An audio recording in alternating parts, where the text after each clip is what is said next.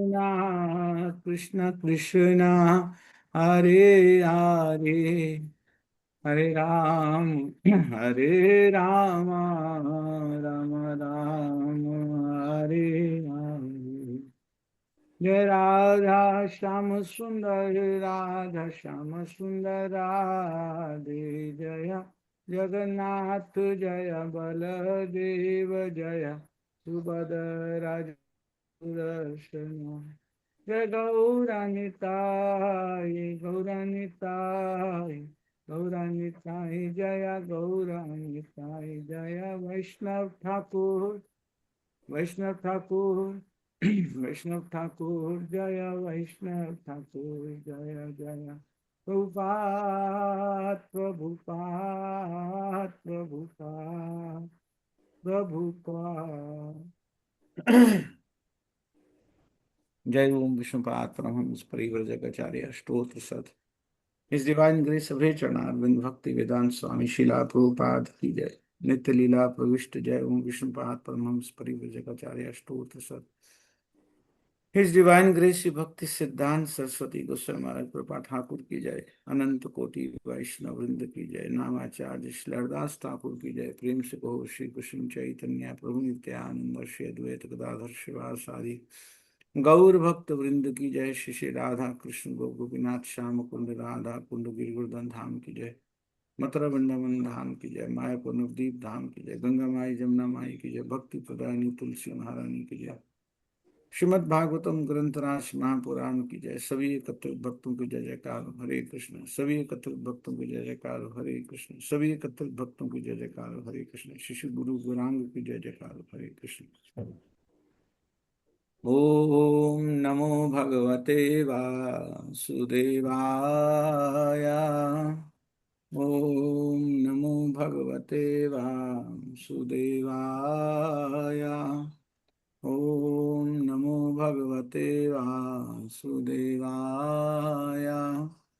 कृष्णाय वासुदेवाय, देवकी नंदनाय च नंदगोपकुमाराय गोविंदाय नमो नमः।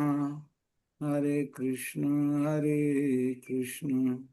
कृष्ण कृष्ण हरे हरे, हरे राम राम राम हरे हरे। मम ज्ञानतिमिरान्धस्य ज्ञानाञ्जनशलाकया चक्षुरुन्मीलितं येन तस्मै श्रीगुरुवे नमः। मूकं करोति वाचालं पङ्गुं लङ्घयते गिरिं यत्कृपातमं वन्दे श्रीगुरुदीनतारणं श्रीचैतन्येश्वरं परमानन्दं माधवं। वाञ्छाकल्पतरुभ्यश्च कृपा सिन्धुभ्यः च पतितनां पावनेभ्यो वैष्णवेभ्यो नमो नमः। श्री कृष्ण चैतन्य प्रभु नित्यानंद श्री अद्वैत गदाधर शिवासादि गौर भक्तवृंद। हरे कृष्णा कृष्णा कृष्णा हरे हरे, हरे राम राम राम हरे हरे। दंडवत प्रणाम है सभी भक्तों को। हरे कृष्णा, स्वागत है सबका। तो भक्ति वृक्ष की कथा है। ये हो तो शेड्यूल में हर महीने रही है, लेकिन मेरी अपनी व्यस्तताओं के कारण फरवरी और मार्च महीने में इसे हमने रविवार को शिफ्ट कर दिया था। शिफ्ट तो कर दिया था पहले, उससे तो सदा किसी वर्किंग डे में ही हो रही थी। तो 4 बजे के आसपास, कभी 4:30 बजे ऐसे ही होती थी, लेकिन पिछले 2 महीने में रविवार को शिफ्ट कर दिया। लेकिन बाद में जब देखा कि बहुत सी माता जी, बहुत सारे भक्त तो संडे होने के कारण और पारिवारिक सेवाओं में बहुत अधिक व्यस्त होने के कारण ज्वाइन नहीं कर पाए। सब परिवार के लोग घर पर रहते हैं तो सेवाएं तो बढ़ जाती, तो मन में अपनी इस धृष्टता पर बड़ी गलानी हुई, इस मूर्खता पर बड़ा अफसोस हुआ। तो मैंने फोन तो लगाया, यद्यपि तुरंत राधा किशोरी माता जी को क्षमा मांगी, लेकिन फिर भी निरंतर मन में ये दुख तो बना रहा कि क्यों मैंने इन 2 महीनों में अपने ही टाइम शेड्यूल को प्रायोरिटी दे करके इधर भक्ति वृक्ष के भक्तों को ऑनलाइन ज्वाइन करने से डिप्राइव कर दिया। तो ये ग्लानि तो बनी हुई है। मैं आप सबसे भी क्षमा याचना करता हूँ। साथ में मन में ये संकल्प भी किया कि अब आपके साथ जो मेरी मंथली क्लास होगी भक्ति विश की, वो हमेशा वर्किंग डे पर होगी, शेड्यूल पे होगी। सैटरडे संडे छुट्टी वाले दिन कभी नहीं लेंगे। तो आप दयालु भक्त हैं, इस धृष्टता को आप क्षमा कीजिएगा। तो अंतराल कुछ लंबा हो गया, एक रिकैप सा पहले ले लेते हैं क्या हमने किया था। हो सकता है कि फरवरी और मार्च में बहुत भक्तों ने ज्वाइन किया ही नहीं होगा, सुन लिया हो शायद बीच में रिकॉर्डिंग में। मैं फिर भी एक रिकाप ले लेता हूँ। तो श्रीमद् भागवत के 10वें स्कंद का ये 23वां अध्याय है, ब्राह्मण पत्नियों का उद्धार। तो भगवान कृष्ण के हृदय को बहुत स्पष्ट रूप से उजागर कर रहा है ये अध्याय।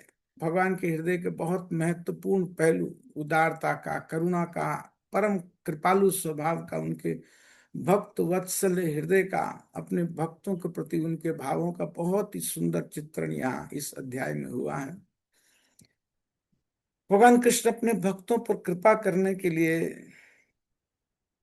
ब्राह्मण पत्नियों पर, मथुरा की ब्राह्मण पत्नियों पर कृपा करने के लिए कैसे एक दिन स्पेशल वृंदावन से, यद्यपि नंदगांव से वृंदावन आते थे, फिर वृंदावन से स्पेशल एक दिन मथुरा पहुंचते हैं। 10-12 किलोमीटर ज्यादा वन वे पड़ता है। तो 10 किलोमीटर एडिशनल गए, फिर 10 किलोमीटर एडिशनल वापस आना भी है। और कैसे फिर भोजन के बहाने से उन भक्तों को, उन ब्राह्मण पत्नियों को भगवान दर्शन देते हैं, उनकी सेवा स्वीकार करते हैं, उन पर कृपा करते हैं। यद्यपि कोई बहुत तो भक्त नहीं थी ये ब्राह्मण पत्नियां मथुरा की, कोई बहुत एस्टैब्लिश्ड डिवोटी नहीं थी। इसलिए कई बार मुझे ये प्रतीत होता है कि श्रीमद् भागवत की ये जो कथा है, ब्राह्मण पत्नियों का उद्धार, ये मुझे कई बार बिल्कुल हमारे आसपास दैनिक जीवन से जुड़ी हुई सी, कुछ मेल खाती हुई सी कथा दिखती है। क्योंकि भगवान अपने शुद्ध भक्तों के साथ तो, एस्टैब्लिश डिवोटीज के साथ तो विनिमय करते ही रहते हैं, अपने पार्षदों के साथ तो भगवान एक्सचेंज करते ही रहते हैं, कुछ ना कुछ लीला करते ही रहते हैं, उन पर कृपा करते रहते हैं। तो वो तो एक अलग सा प्लेटफॉर्म है, एक निश्चित एक्सचेंज का प्लेटफॉर्म है कि शुद्ध भक्ति का धरातल है, भक्तों के हृदय में भगवान के अतिरिक्त और कुछ है ही नहीं। तो भगवान भी उनके साथ फिर अटखेलियां करते हैं, खूब खूब लीलाएं करते हैं, रसास्वादन करते हैं। लेकिन बद्ध जीवों के साथ अपने साधक भक्तों के साथ, जिन्होंने भगवान का पहले कभी दर्शन नहीं किया, जो शुद्ध नहीं हुए, अभी प्रोसेस में हैं, ऐसे भक्तों के साथ जिन्होंने भगवान के विषय में मात्र सुना भर है, भगवान के बारे में, भगवान की कथाओं के माध्यम से कुछ गुण, कुछ लीला भगवान के मात्र श्रवण भर की है, तो ऐसे मात्र श्रवण भर से ही भगवान कृष्ण के प्रति कुछ थोड़ी सी श्रद्धा, कुछ थोड़ा सा अटैचमेंट, कुछ थोड़ा सा भाव जिनका भगवान के लिए बना है, तो ऐसे भक्तों के साथ जिनका थोड़ा सा भाव मात्र बना है, उनको जब भगवान आकर के दर्शन देते हैं, उनसे रेसिप्रोकेट करते हैं, उनसे बातचीत करते हैं, उन्हें कुछ सजेस्ट करते हैं और इस तरह की बात कहते हैं कि किस तरह से भक्ति में बल आता है, तो मन में वास्तव में बहुत बड़ी एक आश्वासन जैसी स्थिति बनती है, मन में बहुत बड़ा विश्वास आता है। तो सार में बिल्कुल आम गृहस्थियों की कथा है ये इस अध्याय में, और उनमें भी ऐसी स्त्रियों की कथा है जिनके पति फंसे हुए हैं रिचुअल्स में, कृष्ण भक्ति से, वास्तविक भक्ति से बहुत दूर पड़े हुए हैं। तो जिनके घरों में कोई भक्ति की ऐसी धारा बह रही हो, निरंतर धारा प्रवाह, अविरल धारा बह रही हो, ऐसा भी परिवेश नहीं है। लेकिन फिर भी क्योंकि भगवान के विषय में सुना है, भगवान के विषय में नाम गुण रूप लीला का श्रवण किया है, तो सुनते रहने के कारण उन स्त्रियों में भगवान कृष्ण के प्रति एक स्पष्ट सच्ची भावना का विकास हुआ। यद्यपि कोई बहुत अभी विशुद्ध भक्ति का स्तर नहीं आ गया इन कृष्ण इन इन इन ब्राह्मण पत्नियों का, लेकिन फिर भी भगवान श्री कृष्ण के बारे में सुन सुन करके एक फीलिंग सी उनकी डेवलप हो गई, एक खिंचाव सा भगवान के प्रति, एक अट्रैक्शन, एक अटैचमेंट सा थोड़ा थोड़ा भगवान के प्रति बना है। तो ऐसे भक्तों की कथा इस अध्याय में है। प्राय कोई दीक्षित भी नहीं है इनमें से, इन ब्राह्मण पत्नियों को विशेष आग्रह पालन किया हो, कुछ नाम जप करती हो, ऐसा भी नहीं है, बिल्कुल ऐसा नहीं है। लेकिन आज सुनने की बहुत उत्कंठा है, भगवान के बारे में सुनने की एक ललक है, एक लालसा है, एक उत्कंठा है, और उसी लालसा में ही भगवान का दिल कैसे पिघल रहा है इनके प्रति, कैसे भगवान आतुर हो रहे हैं, ये इस अध्याय में बहुत सुंदर चित्रण किया शुद्ध गोस्वामी ने, बहुत सुंदर इसे पिरोया। तो जब भी उन्हें मौका मिलता श्रवण का तो छोड़ती नहीं थी ब्राह्मण पत्नियां। तो इसलिए मैंने कहा कि अपने दैनिक जीवन के कहीं आसपास जैसे कोई दस्तक सी देती हुई ये कथाएं प्रतीत होती हैं। ये 23वें अध्याय का बहुत दूरी जैसी नहीं लगती है इसके पात्रों में, और हमारे दैनिक जीवन में ऐसा नहीं लगता कि ये पात्र हमसे कहीं बहुत दूर हैं जिनको भगवान दर्शन देने आए हैं। अपने आसपास ही कहीं कथा चल रही है ऐसा लगता है। तो उन गृहस्थों पर भी परम कृपालु भगवान कृष्ण ने स्वयं आकर कृपा करके किस तरह से एक डीप अटैचमेंट अपना उनके लिए दिखाया, जिनकी कोई बहुत फाउंडेशन भी नहीं है, कोई सॉलिड आधार नहीं है भक्ति का, कोई प्लेटफॉर्म शुद्ध भक्ति का भी नहीं है। ऐसे कहा जाए कि बड़ी शुद्ध भक्त है, तो बिल्कुल ऐसी स्थिति नहीं है। वास्तव में दिखेगा यहाँ पर कि जो प्रयासरत है भगवान की तरफ बढ़ने का, जो सच्चा प्रयास कर रहा है, गृहस्थी में रह करके भी पति पत्नी परिवार बच्चों की जिम्मेवारियों के बीच में भी जो जहां जितना समय निकलता है प्रयास करता है, ऐसे भक्तों पर भी भगवान कितना ध्यान देते हैं, उन्हें कितना अपना मानते हैं, कितना इच्छुक रहते हैं भगवान उन्हें अपना संग अपना दर्शन प्रदान करने के लिए, उन पर कृपा करने के लिए, और कितना विश्वास है भगवान को अपने ऐसे भक्तों पर भी। बड़े कॉन्फिडेंस के साथ भगवान कहेंगे गोपाल बालों को, अब जाओ तुम उन पत्नियों के साथ उनके पास जाकर के। तो इस अध्याय में भगवान का वो विश्वास, एक झलक उस विश्वास की भी दिखेगी। भगवान को ऐसे अधकचरे भक्तों पर भी कितना विश्वास है। तो एक आतुरता सी है भगवान कृष्ण में अपने भक्तों को भी साक्षात दर्शन देने की, उनसे सेवा लेने की भी आतुरता है, उनसे साक्षात सेवा प्राप्त करने की एक आतुरता में यहाँ इस लीला में देखिए। एक विश्वास सा दिखता है भगवान के हृदय का उन भक्तों के प्रति भी, जो भी बहुत एडवांस्ड नहीं है, लेकिन फिर भी भगवान तो देख रहे हैं, भगवान का कॉन्फिडेंस तो बहुत दिखेगा इस अध्याय में। और उसके बाद उपदेश जो देंगे कि ऐसे भक्तों को कि कैसे प्रगति करके मुझ तक आ सकते हो, भगवान अपने मुखारविंद से कुछ विशेष कहेंगे। तुम्हें बहुत सुंदर बात, बहुत सुंदर सिद्धांत भगवान इस अध्याय में बताएंगे कि तुम मुझ तक कैसे आ सकते हो। बहुत प्रैक्टिकल एक रेलेवेंट सी सजेशन भगवान देंगे कि मुझ में प्रीति बढ़ती कैसे। एक आम आदमी जो अपने फैमिली सर्कमस्टांसेस में अपनी जिम्मेवारियां निभाता हुआ, और फैमिली में भी जहां पर पूरी पूरी भक्ति के लिए अभी कंड्यूसिव एनवायरनमेंट नहीं है, ऐसे भक्त भी किस तरह से जीवन में आगे बढ़ सकते हैं, भगवान ने बहुत सुंदर इस कथा में उसका चित्रण किया। एक विश्वास का भी दृष्टिकोण यहाँ पर दिखता है। तो भगवान आज गए वृंदावन से, नंदगांव से आए थे वृंदावन गैया लेकर के, और फिर वापस लौटने की बजाय भगवान आज मथुरा की तरफ बढ़ गए। 10-12 किलोमीटर पैदल आए हैं, तो वापस आना भी एडिशनल पैदल हो जाएगा, तो 10-12, 12 दूनी 24, 24 किलोमीटर आज ज्यादा चलना है। तो विशेष तपस्या कर रहे हैं आज भगवान। तो क्यों विशेष तपस्या कर रहे हैं, हमारे आचार्य कहते हैं उन भक्तों पर कृपा करने के लिए विशेष तपस्या कर रहे हैं जो भगवान के विषय में मात्र सुन सुनकर ही, भगवान के गुणों का श्रवण करके ही मात्र भगवान में अनुरक्त हो गई हैं। उन ब्राह्मण पत्नियों पर, उन मथुरा की ब्राह्मण पत्नियों पर कृपा करने के लिए भगवान तपस्या कर रहे हैं, आतुर हो रहे हैं। तपस्या क्या, आतुर हो रहे हैं उन पर कृपा करने के लिए। तो जो भक्त कभी अपेक्षा भी नहीं करते, जिनसे कभी उम्मीद की एक, जिनके मन में कभी उम्मीद की एक झलक भी नहीं है कि भगवान हमें भी दर्शन दे सकते हैं, कभी मन में ये ख्याल आया ही नहीं, कभी अपेक्षा ये आई नहीं कि भगवान साक्षात हमें दर्शन दे सकते हैं, ऐसे भक्तों को भी भगवान दर्शन देने की, उनसे साक्षात सेवा लेने की जो भूख है भगवान यहाँ दिखाएंगे। इस अध्याय में कितनी आतुर है, कितने भूखे हैं भगवान उनको भी दर्शन देने के लिए। भगवान की भूख बहुत सुंदर इस अध्याय में स्पष्ट, बिल्कुल। प्रकट होकर के आएगी। स्पष्ट भगवान की आतुरता का यहाँ दर्शन होगा। तो सब गोप बालक साथ में हैं भगवान के। गोपों ने कुछ बहाना सा बना दिया कि कृष्ण बड़ी भूख लगी है, बहुत भूख लगी है, जो कलेवा लाए थे सुबह 7 वो तो सब खा लिया।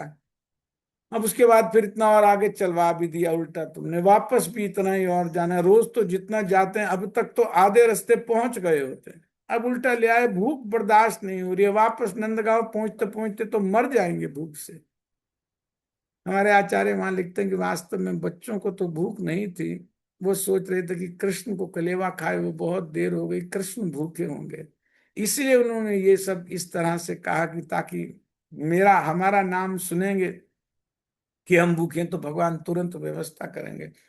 भगवान ने यही किया कि जैसे ही बच्चों ने कहा, भगवान ने कहा कि ठीक है, यहीं पास में यज्ञ, कुछ वहां यज्ञ कर रहे हैं तो जाओ वहां पर, और वहां जाकर के जब मांगोगे तो वो कुछ ना कुछ खाने के लिए दे देंगे। बस भात वात ही मांगना, कोई बहुत कुछ ऐसे बढ़िया बढ़िया चीजें भी वहां बनी हुई हैं, खीर भी है, मालपुआ भी है, तुम बस भात मांगना, कुछ लंबा चौड़ा मत मांग लेना, वहां भात तक ही सीमित रह जाना बस। तो भगवान ने जब ठीक से समझा दिया कि क्या क्या बोलना है, कि बलराम और कृष्ण यहाँ पर आए हैं, वो भूखे हैं, कुछ मिल जाए, भात मिल जाए, तो कैसे कैसे क्या क्या कहना है, भगवान ने सब समझा दिया।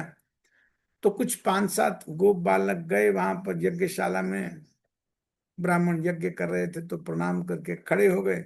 फिर जैसे जैसे कृष्ण ने समझाया था, जो जो कहा था वो सब जा करके उन ब्राह्मणों को बोल दिया। लेकिन ब्राह्मण तो ऐसे बैठे यज्ञ स्वाहा स्वाहा कर रहे थे, गोप बालकों की तरफ देखा भी नहीं, देख करके भी नहीं देखा, देख रहे थे लेकिन नहीं देख रहे थे, उनकी बात सुन करके भी नहीं सुनी, ना हाँ किया ना किया, कुछ नहीं। और ये बच्चे इधर हाथ जोड़ करके खड़े हैं, छोटे छोटे 10-10 साल, 9-9 साल, 10-10 साल के बच्चे हाथ जोड़ कर खड़े हैं। 5-7 आए हैं, कुछ भात दे दीजिए, भूख लगी है, वापस जाने में देर हो जाएगी, तब तक तो कुछ मिल जाता आपके यहाँ से। उन्होंने तो ना हाँ किया ना किया, नोटिस तक नहीं किया, बिल्कुल कोई नोटिस नहीं किया उन ब्राह्मणों ने, ओम तक भी नहीं, कुछ नहीं बोला कि ठीक है अभी देते हैं, थोड़ी देर रुको, बिल्कुल इंडिफरेंट, बिल्कुल तटस्थ, बिल्कुल इग्नोर कर दिया। तो बच्चों ने विचार किया कि अभी जिस तरह के मंत्र ये सब ब्राह्मण बोल रहे हैं, ये मंत्र तो बिल्कुल भोग मंत्र के बाद वाले मंत्र पता लग रहे हैं, इससे तो प्रसाद बांटा जा सकता है, भोग तो लग चुका है। तो ये बात बच्चों ने कही भी कि हमें समझ में आ रहा है कि भोग तो अर्पित हो चुका है। जब उन्होंने कहा कि आपको दिक्कत तो नहीं होनी चाहिए, अब तो यज्ञ में भोग का तो काम हो गया, अब तो प्रसाद वितरित किया जा सकता, वो तो बिल्कुल पत्थर बन करके बैठे हैं, ना ओम ना हा ना कुछ नहीं। तो फिर भी कुछ देर बच्चे खड़े रहे कि शायद कुछ ना कुछ उनके, लेकिन कुछ नहीं, कुछ नहीं हुआ। वापस आ गए, आकर के यथावत सारी बातचीत जो वहां हुई यथारूप सारी एज इट इज पूरी बातचीत कृष्ण ने आकर के बता दी। भगवान ने भी जब सुना पूरी बातचीत तो भगवान भी सुन करके बस मुस्कुरा सा दिया। फिर भगवान ने कहा कि ठीक है, अब तुमको बता रहा हूं कि आगे क्या करना है। अब तुम जाओ उन ब्राह्मण को पत्नियों के पास, और जाकर के बस इतना भर बोलना कि कृष्ण यहाँ पास में आए हैं वन में, और ये भी नहीं बताना कि कृष्ण को भूख लगी है, ऐसा कुछ भी नहीं कहना, नहीं तो वो दुखी हो जाएंगे। भगवान कहते हैं कि मेरी भूख का तो जिक्र भी नहीं करना उनसे, ऐसा तो बिल्कुल नहीं कह देना, नहीं तो गड़बड़ हो जाएगा उनको, उनका उनका मन विषाद में आ जाएगा। तो गए वहां पर, नाम किया गोप पत्नियों को, उनके मन में आया कि पता नहीं क्या रिएक्शन होगा। फिर भी गए वहां पर, प्रणाम किया और बता दिया कि कृष्ण बलराम यहाँ पास में आए, और जो जो भगवान ने कहा था, जैसे जैसे समझाया था वो सब कह दिया, लेकिन साथ में ये भी कह दिया कि कृष्ण को भूख लगी है। बट भगवान ने कहा था ये मत कहना कि मुझे भूख लगी है, उन्होंने कहा कि ये चांस क्यों लेना है, पता नहीं मिले ना मिले, लेकिन कृष्ण को भूख लगी है कह कर अगर मिलता है तो ले लेना चाहिए। तो ब्राह्मण पत्नियों ने तो जैसे ही सुना कि कृष्ण यहाँ आए हैं और भूखे हैं, तो उन्होंने तो उठाए सारे प्रसाद के बर्तन, एज इट इज टोटल सारा उठा करके, तो बच्चों ने ले लिए बड़ बर्तन माताओं से, चल पड़े सब, बच्चों ने पकड़ लिए उनसे, बहुत बहुत वैरायटी बनी थी, लार्ज क्वांटिटी में सारे के सारे बर्तन टोटल उठा लिए। सभी ब्राह्मण ब्राह्मण पत्नियां साथ में चल रही हैं। तो सुखदेव जी ने वहां पर शब्द दिया, हिंट दिया कि वो सब जा कैसे रही हैं। सभी ब्राह्मण पत्नियां जब जा रही हैं भगवान की तरफ, तो सुखदेव गोस्वामी को दिख रहा है, तो कृष्ण का दर्शन करने की मन में कैसी लालसा है, कैसे उत्साह है, कैसा उमंग है उन उन ब्राह्मण पत्नियों में, कि सास रोक रही है, ससुर रोक रहे हैं, पति पति बंधुगण भाई पिता सब रोक रहे हैं, लेकिन रुक नहीं रही हैं। ये सुखदेव गोस्वामी कहते हैं कि समुद्रम इव निम्नगाह, कि जो निम्नगाह हैं, जो नदियां जैसे समुद्र की तरफ बढ़ती हैं, ऐसे ही अभिस्रस्तु प्रियम सर्वा सर्वा, सभी की सभी जो ब्राह्मण पत्नियां ऐसे चल के भाग करके जा रही थी कृष्ण का दर्शन करने के लिए, कि जैसे नदियां अपने पूरे वेग से समुद्र की ओर बढ़ती हैं, पूरे वेग से मार्ग के सभी अवरोधों को चीरती हुई बढ़ती जाती हैं नदियां, वैसे ही ब्राह्मण पत्नियां भी सब सब रोक रहे हैं, लेकिन रुक नहीं रख रही हैं। बहुत बाधाएं हैं, ये भी रोक रहा है, वो भी रोक रहा है, नहीं रुक रही हैं, नहीं रुकेंगे। तो सुखदेव गोस्वामी कारण बताते हुए कहते हैं कि वो कौन सा बल था, कौन सा बल था कि जिसके चलते ब्राह्मण पत्नियां रुकी नहीं, कोई रोक नहीं पाया उन्हें कृष्ण के पास जाने से। वो कौन सा बल था? तो सुखदेव गोस्वामी कहते हैं कि भगवती उत्तम श्लोके दीर्घ श्रुत धृताशया, 20वें श्लोक में कहा कि भगवती उत्तम श्लोके, कि भगवान में, भगवान उत्तम श्लोक में दीर्घ श्रुता, बहुत सुना था उन्होंने, बहुत बहुत सुना था। वृंदावन से, ब्रज से कुछ दूध दही मक्खन बेचने के लिए कुछ वृद्ध स्त्रियां आती थी, वृद्ध गोपियां आती थी, तो उनसे बहुत बहुत भगवान कृष्ण की लीलाएं सुनती थी। दीर्घ श्रुता शब्द दे रहे हैं, खूब खूब उनके विषय में सुनती थी, सुनती थी। तो उस सुनने के कारण इतना धृत आशया बोल रहे हैं।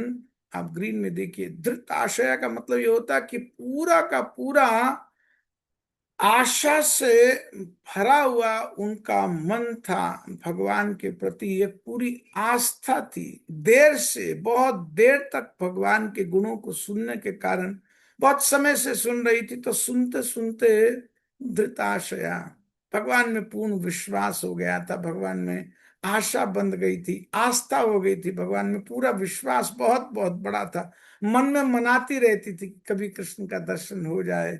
तो आज जब भगवान की असीम कृपा से वो सौभाग्यशाली घड़ी आ रही थी, तो आज कहाँ रुकने वाली थी? कोई रोके? आज तो नदियों जैसा वेग था, आज कौन रोक पाता? आज तो नदियां बनी हुई है गुप्त ये ब्राह्मण पत्नियां।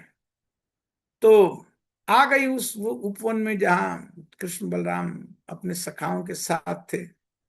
तो कुछ तो 5 7 10 वहां गए थे, और बाकी इधर रुके थे। तो जैसे ही पहुंची ये ब्राह्मण पत्नियां उस उपवन में, उस गार्डन में जहाँ, तो सुखदेव गोस्वामी तो मान लो बिल्कुल ब्राह्मण पत्नियों की दृष्टि से ही देख करके भगवान के रूप का बहुत सुंदर विवरण प्रारंभ करते हैं। 2 3 श्लोक में बहुत सुंदर रूप बताते हैं भगवान का।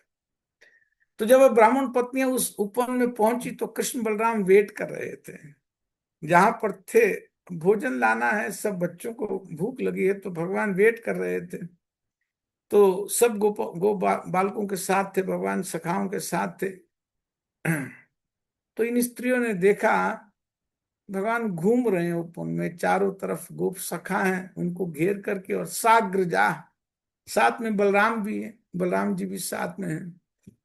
तो सुखदेव गोस्वामी यहाँ उन स्त्रियों की आंखों से देख रहे हैं, 22वें श्लोक में बहुत सुंदर, कि अनंत कोटि युगों के बाद, अनंत कोटि जन्मों के बाद वो दिन आया है जिसकी कोई तुलना नहीं की जा सकती, कोई उपमा नहीं दी जा सकती। क्या उपमा दी जाएगी उस दिन की जिस दिन भक्त को भगवान का दर्शन होगा? क्या उपमा दी जाए उस सौभाग्य की, उस दिन की? तो आज वो दिन आया ब्राह्मण पत्नियों का। तो कैसा लगता होगा वो पहला क्षण जब कोई बद्ध जीव अनंत कोटि युगों के बाद पहली बार साक्षात कृष्ण का दर्शन करता होगा। साक्षात बिल्कुल सामने खड़े हैं, श्री कृष्ण का साक्षात दर्शन हो रहा है। तो क्या देखा ब्राह्मण पत्नियों ने कि गैरिक मिट्टी एक धातु होती है, लाल रंग की मिट्टी, बहुत सुंदर डेकोरेशन उसका, फेस पर बहुत सुंदर डॉट्स बना करके बहुत सुंदर डेकोरेशन किया हुआ है। व्रता कि पीछे पीछे जो चलते हैं, अर्थात जो भगवान के सखा हैं। अनुव्रता में एक भाव ये भी है कि रात में भी जिनको चैन नहीं आता था, आधी रात में ही आ जाते थे गैया चराने के लिए, चलना है चलना है, कृष्ण उठो उठो, तो माँ यशोदा भगा देती थी। है, चलो अभी तो आधी रात है। सारा दिन संग है भगवान का, सारा दिन देर शाम तक, रात तक भगवान के साथ है। अगली सुबह सुबह तड़के में फिर निकलना है, बस बीच में बच गई रात, लेकिन रात में भी चैन नहीं है। आधी रात में ही आकर के भगवान के दर्शन के, भगवान के संग के ऐसे लालू, बिल्कुल। तो वो जो लोलुप भक्त हैं, जो सखा हैं, अनुव्रता, भगवान के साथ में वहां पर हैं। तो ब्राह्मण पत्नियां देख रही हैं कि किस तरह से वो साथ में है। और श्यामम हिरण्य परिधिम वन माल्य बर, श्याम भगवान का कलर है, हिरण्य परिधि बहुत सुंदर, भगवान के आसपास एक औरा होता है, वनमाला पहनी हुई है, बरहा बहुत सुंदर, एक मोर पंख धारण किया, धातु प्रवाल नट वेशम अनवृताम से, धातु प्रवाल जो गैरिक मिट्टी होती है उसका बहुत सुंदर भगवान ने श्रृंगार किया। और नट वेश, घर से तो बहुत अच्छा बन करके आते थे, यहाँ पर क्या क्या बना देते थे सब बालक उनको। और अनुव्रताम से, जो अनुव्रत लोग हैं सब उनके पीछे पीछे ब्राह्मण लोग थे। और विन्यस्त हस्तम इतरेण धुनाम अब्जम, ये शब्द तो बहुत सुंदर दिया कि हाथ में भगवान अब्जम, धुन आनम अब्जम, हाथ में भगवान कमल घुमा रहे हैं, हाथ में एक कमल का फूल घुमा रहे हैं अपने हाथ में। भगवान के मुख पर मुस्कान है, नीचे शब्द दे रहे हैं यहाँ पर, मुख, मुख कमल पर अंदर मुस्कान है, अंत में देखिए। और कर्णोत्पल अलक कपोलम, अलक कपोल पर आ गए हैं, जो घुंघराले बाल हैं वो भगवान के कपोल पर, भगवान के गाल पर आ गए हैं। और कर्ण उत्पल, कान पर भी एक कमल का एक उत्पल खोसा हुआ है। तो कान पर उत्पल है, मुख भी कमल जैसा है, कान पर कमल का फूल है, और हाथ में कमल घुमा रहे हैं। हमारे आचार्य कहते हैं कमल घुमाने का बहुत सुंदर भाव, विश्वनाथ चक्रवर्ती ठाकुर यहाँ पर बहुत सुंदर बात कहते हैं। तो कहते हैं ये तीन भाव हैं कमल घुमाने के, कि भगवान कमल क्यों घुमा रहे हैं। तो भगवान कमल घुमा करके ये कहना चाह रहे हैं, उन ब्राह्मण पत्नियों को, अपने भक्तों को दिखा रहे हैं कि तुम्हारा हृदय एक कमल मेरे हाथ में, जैसा मैं चाह रहा हूं, जैसे मैं चाहूं तुम्हें घुमा सकता हूं। अपने भक्तों के लिए भगवान कह रहे हैं कि मैं अपने भक्तों को जैसा चाहूं नचा सकता हूं। भगवान कह रहे हैं मेरे भक्त तो मेरे मेरे भाव में बस नाचते ही रहते, मेरे अनुसार नाचते रहते, जैसे मैं चाहता हूं ऐसे मेरे भक्त नाचते रहते हैं। फिर दूसरा भाव देते हैं कि वास्तव में मेरा अपना हृदय ये कमल है। ये जो कमल भगवान दिखा रहे हैं कि वास्तव में मेरे भक्त मुझे जैसे चाहें नचाते रहते हैं। दूसरा भाव, पहले भाव में तो विश्वनाथ चक्रवर्ती ठाकुर लिखते हैं कि जैसे मैं चाहूं मेरे भक्तों को मैं नचाता हूं। दूसरे भाव में कहते हैं कि जैसे मेरे भक्त चाहते हैं मैं ऐसे उनके अनुसार नाचता हूं। तो वहां विश्वनाथ चक्रवर्ती ठाकुर कहते हैं कि भगवान जो कमल हिला रहे हैं उसका भाव बहुत सुंदर है। तो ब्राह्मण पत्नियों ने जो जो दर्शन किया, आगे फिर श्लोक 23 में आकर के वो कहती, मैं सार में ले जा रहा हूं, सब हमने पिछली बार किया था लेकिन कुछ भक्त नहीं थे, प्राय भक्त नहीं थे ऑनलाइन वाले। तो बस मैं सार में इसको थोड़ा दोहरा दे रहा हूं। तो आगे वो कह रहे हैं कि बहुत सुंदर श्लोक है। पहली पंक्ति का आखिरी शब्द देखिए, कर्णपूरई, कि प्राय श्रुत प्रिय तमोदय कर्णपूरई, कि पहले जो प्राय सुनती थी कानों में, कर्णपूरे ही, जो कानों में भर भर करके भगवान के बारे में सुनती थी, प्रियतम उदय, प्रियतम की लीलाएं, जो भगवान की लीलाएं जो सुनती थी, कर्णपूरे ही, भर भर के कान सुनती थी, और यस्मिन निमग्न मनसा, आगे नीचे दूसरी पंक्ति में देखिए, और फिर सुन सुन करके उसमें पूरा मन उनका स्थापित हो रहा था। सुन सुन करके भगवान के बारे में कान भर भर के सुनती थी, जो आता था ब्रज से, जो आता सुनती थी। तो सुनते सुनते सुनते सुनते भगवान में मन पूरा पूरा निमग्न हो गया, भर गया। और तम अथ अक्षी रंध्रई, आज उसको, जिनके बारे में सुन सुन करके कान पूरे भगवान के भक्तों ने, उन ब्राह्मण पत्नियों ने भर लिए, जिनके बारे में सुन सुन करके मन निमग्न हो गया, अथ अक्षी अंद्रे, आज उनको अपनी आंखों में भर रही हैं वो ब्राह्मण पत्नियां। और अंतः प्रवेश, इतना आंखों में भरा, इतना आंखों में भरा, आज पहले तो कानों में भरा था, बहुत बहुत भरती थी, कथाएं सुनती थी, और कथाएं सुन सुन करके मन पूरी तरह से डूबा रहता था, कृष्ण के विषय में चिंतन करती रहती। तो आज अक्षर रंध्र, आज आंखों के छेदों में, रंध्रों में भगवान को प्रवेश करा। दूर से ही, अभी तो पास पहुंची भी नहीं है, कोई बातचीत नहीं है, कुछ नहीं है, भगवान उपवन में बैठे हैं, गार्डन में बैठे हैं। जैसे ही उनका पहला दर्शन हुआ, वहीं खड़ी हो गई ब्राह्मण पत्नियां।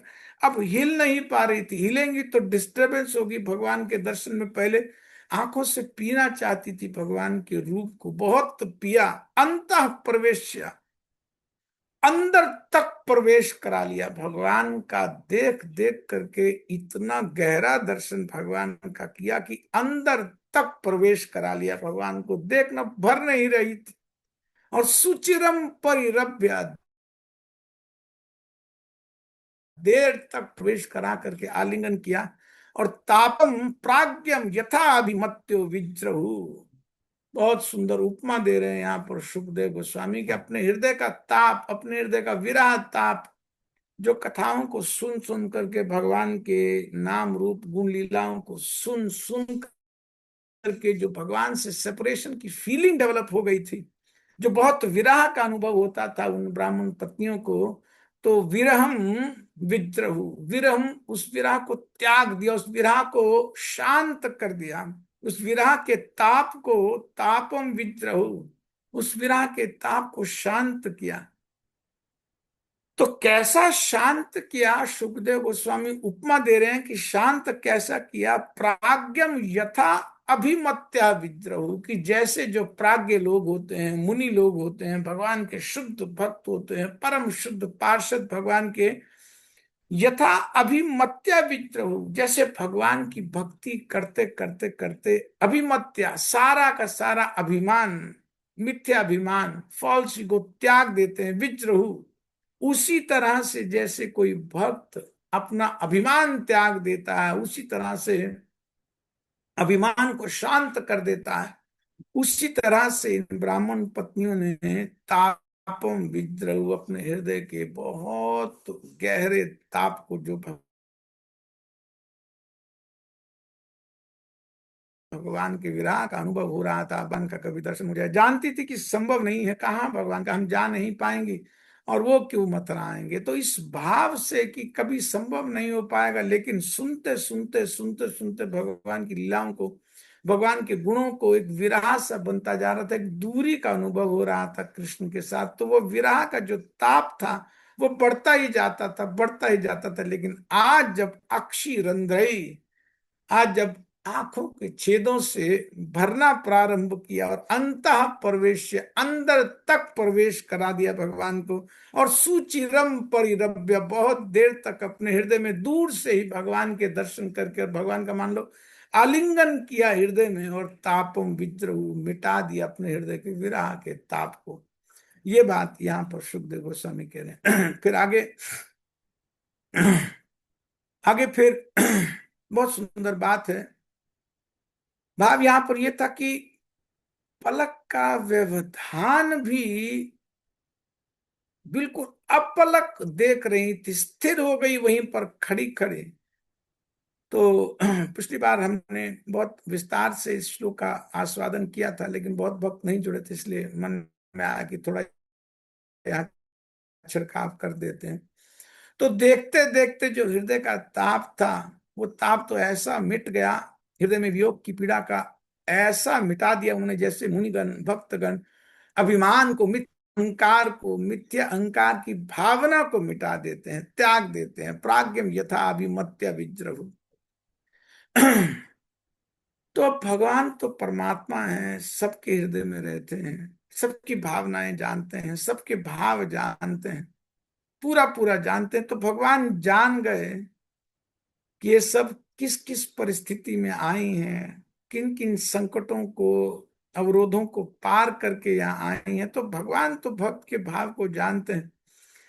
तो हंसते हुए भगवान बोल रहे हैं यहाँ पर, क्या बोल रहे हैं 24वें श्लोक में देखें। तो कह रहे हैं, ता तथा त्यक्त सर्वाशा प्राप्ता आत्म दिदृक्षया विज्ञाया अखिल दृग्दृष्टा प्राह प्रहस्तादना।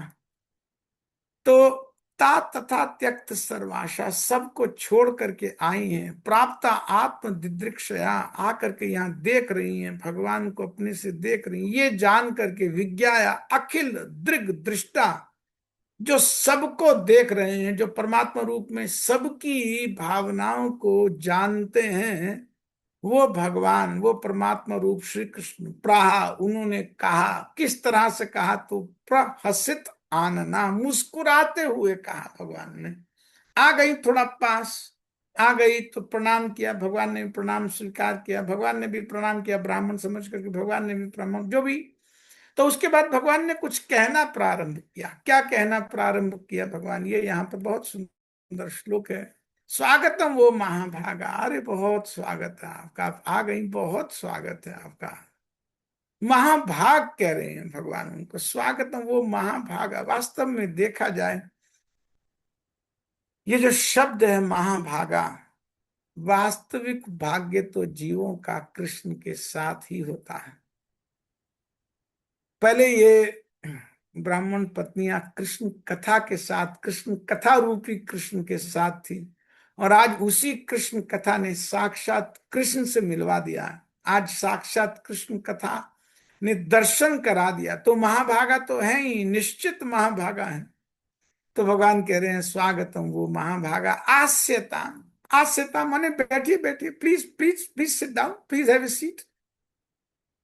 तो भगवान मान लो अप्रूव कर रहे हैं कि जो तुम मुझे देखने के लिए यहाँ आई हो, मेरा दर्शन करने के लिए आई हो, बिल्कुल उपयुक्त है। उपपन्नम, आप शब्द देखिए, यहाँ शब्द आ रहा है सुखदेव गोस्वामी, उपपन्नम इदम ही वाह, कि जो आपने काम किया बिल्कुल सही किया। मुझको देखने आप आई, दर्शन करने आई, बहुत अच्छा किया।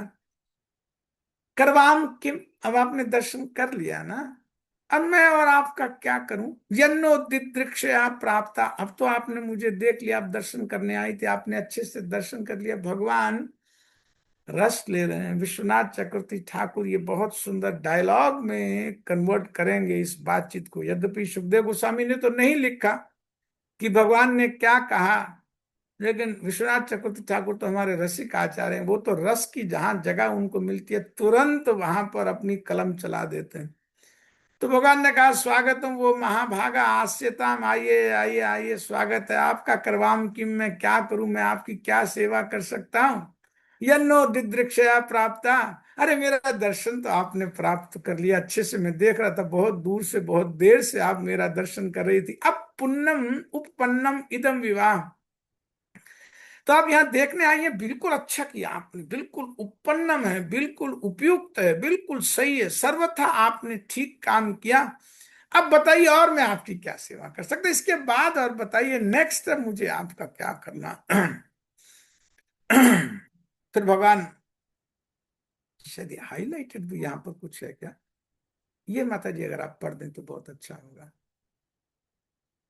प्रभु जी।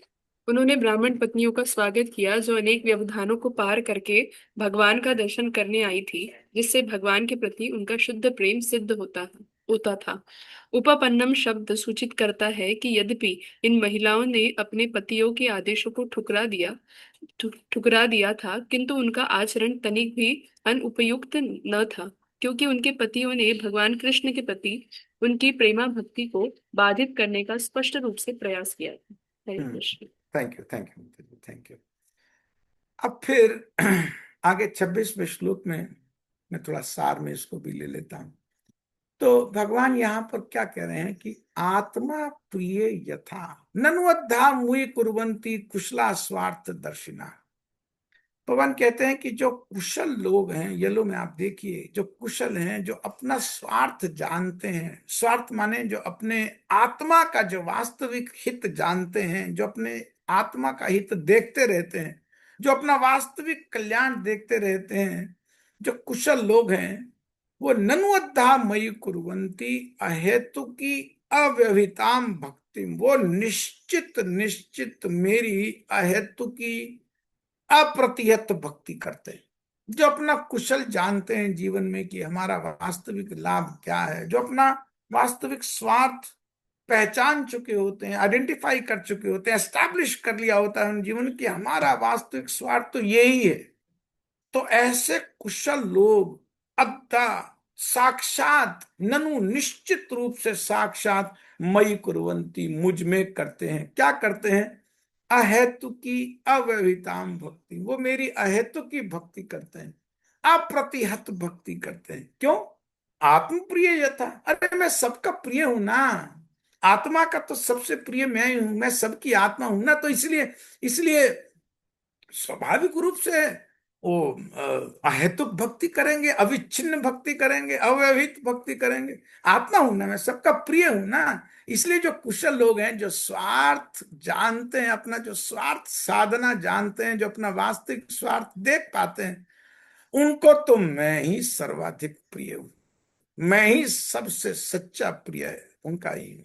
यहाँ भी कुछ हाईलाइटेड मतलब 2-4 पंक्ति इसमें भी आप पढ़ दीजिए पॉपअप में। ग्रीन छोड़ दीजिए, येलो येलो कर दीजिए। भगवान ने ब्राह्मण पत्नियों को बतलाया कि अ, वे ही नहीं अपितु अपना असली हित समझने वाले सारे लोग भगवान की प्रेमा भक्ति का आश्रय लेते हैं। भगवान श्री कृष्ण आत्मप्रिय है, अर्थात हर एक के प्रेम के असली लक्ष्य है। यद्यपि हर व्यक्ति की अपनी रुचि तथा अपनी स्वतंत्रता होती है, किंतु अंततो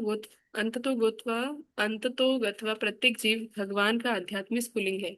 इस तरह हर एक का आदि प्रेम आकर्षण वैज्ञानिक रूप से भगवान श्री कृष्ण के निमित्त है।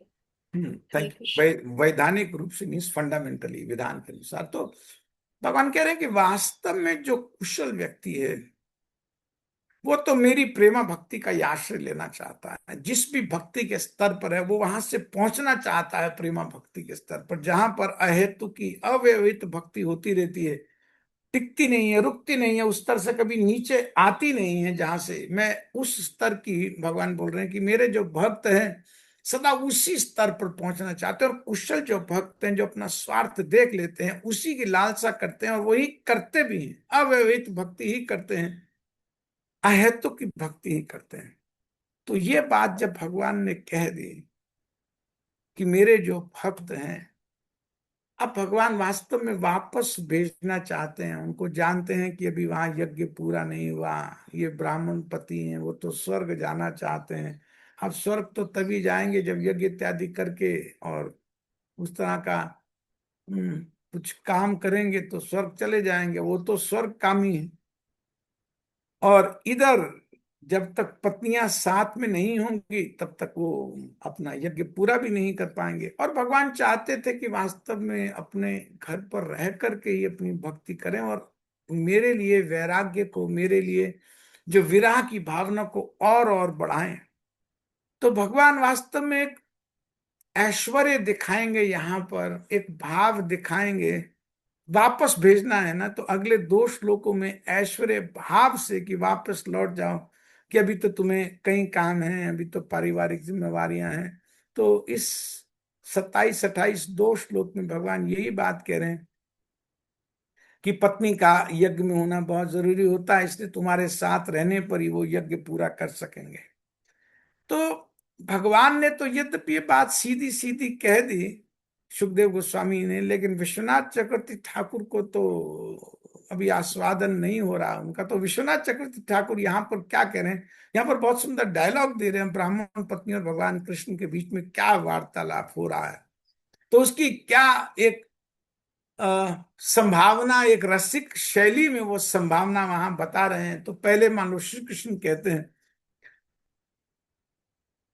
कि आपने गर्ग मुनि से सुना ही होगा ना। गर्ग मुनि तो यहाँ पर मथुरा के बहुत बड़े ब्राह्मण हैं, सबके बड़े ब्राह्मण हैं, और आप भी सब ब्राह्मण परिवार से हैं। तो आपने गर्ग मुनि से सुना होगा कि परमात्मा सदा जीव के साथ होते हैं। आपने सुना नहीं, ये बात तो उन्होंने बताई होगी, आपने सुना होगा शास्त्रों में। तो मैं परमात्मा रूप से सदा तुम्हारे साथ ही हूं, तुम्हारे शरीर के साथ सदा मैं तुम्हारा आलिंगन करता हूं श्री, इसलिए तुम लौट जाओ, मैं तुम्हारे साथ ही तो हूं परमात्मा रूप से। तो तब ब्राह्मण पत्नियां कहती हैं कि ठीक है प्रभु, ठीक है, आप परमात्मा रूप से साथ हैं, लेकिन अभी तो हमारे सामने साक्षात खड़े हैं ना। विश्वनाथ चक्रवर्ती ठाकुर बहुत मजे ले रहे हैं डायलॉग इन दोनों के बीच में करते कि ठीक है, आपने स्वीकार किया, आपने बताया, हाँ हम मानते हैं कि आप परमात्मा रूप से हमारे साथ में, लेकिन अभी तो हमारे साक्षात सामने खड़े हैं ना, तो हम आपको छोड़ करके कैसे जाएं। परमात्मा तो दिखते भी नहीं है, परमात्मा को कौन देख रहा है, आप तो दिख रहे हैं साक्षात सामने, आपको छोड़ करके कैसे चले जाएं। फिर मान लो भगवान श्री कृष्ण कहते हैं कि देखो यज्ञ में पत्नियों की तो आवश्यकता होती है ना, इसलिए जाओ उनका सहयोग करो, और वहां भी तुम्हें मेरा दर्शन होता रहेगा। भगवान से एक तरह का आश्वासन वचन ले लिया उन उन ब्राह्मण पत्नियों ने कि अब तुम्हें मेरा दर्शन होता रहेगा। अब ये थोड़ी कि पहली बार हुआ अब नहीं होगा। तो भगवान ने आश्वस्त किया कि आगे भी तुम्हें मेरा दर्शन होता रहेगा। विश्वनाथ चक्रवर्ती ठाकुर कहते हैं कि तब गई, ऐसे नहीं जाने वाली थी। तो फिर आगे 29वें श्लोक में मान लो और वार्तालाप को, डायलॉग को और आगे बढ़ा रहे हैं। सुखदेव गोस्वामी का श्लोक है 29वें श्लोक में। यहाँ पर मान लो गोपियां, ब्राह्मण पत्नियां काउंटर कर रही हैं, माने एक वापस और बात कह रही हैं कि माँ एवं विभो अर्हति भगवान गदितुम नृशंसम सत्यम कुरुष्व निगमम तव पदमूलम। ये पादमूलम शब्द होना चाहिए कि सत्यम कुरुष्व निगमम। आपने निगम में जो कहा, आप नीचे देखिए, सत्यम कुरुष्व निगमम, कि हे विभो, हे प्रभु, माँ एवं अर्हति भगवान गदितुम नृशंसम। आप इतना कठोर मत बनिए, भगवान निशंसम ना गति तुम, ऐसे निशंस, ऐसे कठोर वचन आप मत कहो। जाइए जाइए, बार बार जब से आए तब से जाइए जाइए आप कहे जा रहे। माँ एवं अर्हति, आपको ये कहना अच्छा नहीं है, आपको ये, हमें अच्छा नहीं लग रहा आपका कहना कि आप बार बार बोल रहे हैं जाइए, हमें अच्छा नहीं लग रहा है। क्यों? सत्यम कुरुष्व निगमम, अरे शास्त्रों में आपने कुछ कहा है ना, शास्त्रों में आपने कुछ कहा, ये यथा माम प्रपद्यन्ते तांस तथैव भजामि, हम आपने खुद के आपके वाक्य है ना। तो हम तो आ गए इतनी दूर और आप हमें भेज रहे हैं। तब पाद मूलम प्राप्त वयम, पिंक में देखिए, तब पाद मूलम पर, हम तो आपके चरणों में आ गए, हम आपको प्रणाम यहाँ पा करके आपके पास आए हैं। और सत्यम कुरुष्व निगम, आपने बहुत बहुत शास्त्रों में कहा, उन सब को आप पूरा कीजिए ना। शास्त्रों में तो आपने बहुत बहुत कहा कि माम एव ये प्रपद्यन्ते माया में ताम तरंती ते, ये यथा माम प्रपद्यन्ते, जो तुम आओ, ये सब बातें आप कहो। तो यहाँ भी विश्वनाथ चक्रवर्ती ठाकुर बहुत सुंदर डायलॉग लिखते हैं, क्या टीका में, कि क्या कहा श्री कृष्ण ने और क्या ब्राह्मण पत्नियों ने कहा। तो वो लिखते हैं कि श्री कृष्ण ने कहा कि देखो, मुझे ऐसी तो कोई आपत्ति नहीं है, तुम आना चाहते हो तो ठीक है, तुम आई हो, मैं तुम्हें स्वीकार कर लेता, लेकिन तुम देखो सब ब्राह्मण और मैं तो एक गोप हूं, और गोप तो वैश्य होता है। तो ब्राह्मण ऊंची जाति होती है, वैश्य तो नीची होती है, आप मुझे शरणागत कैसी होंगी? ब्राह्मण तो बड़ा होता है, वो वैश्य को समर्पण थोड़ी करेगा। ब्राह्मण तो या ब्राह्मण को समर्पण करेगा या सन्यासी को समर्पण करेगा। अपनी टीका में आनंद ले रहे हैं बस। कोई बहुत सिद्धांत की बात नहीं, विश्वनाथ चक्रवर्ती ठाकुर के रस ले रहे हैं। तो जब उन्होंने कहा, भगवान ने जब ये बात की कि आप मुझे शरणागत कैसे हो जाएंगे, आप तो वैश्य परिवार से है ना। तो तब फिर मान लो ब्राह्मण पत्नियां कह रहे हैं हम क्या सरेंडर करें, हम तो कर चुकी हैं आपको सरेंडर, हम शरणागत कैसे होंगी आपने पूछा, हम शरणागत हो चुकी हैं। अब जब शरणागत हो ही गई हैं तो फिर क्या ब्राह्मण और क्या वैश्य, ये सब वर्ण व्यवस्था तो शरीर के आधार पर,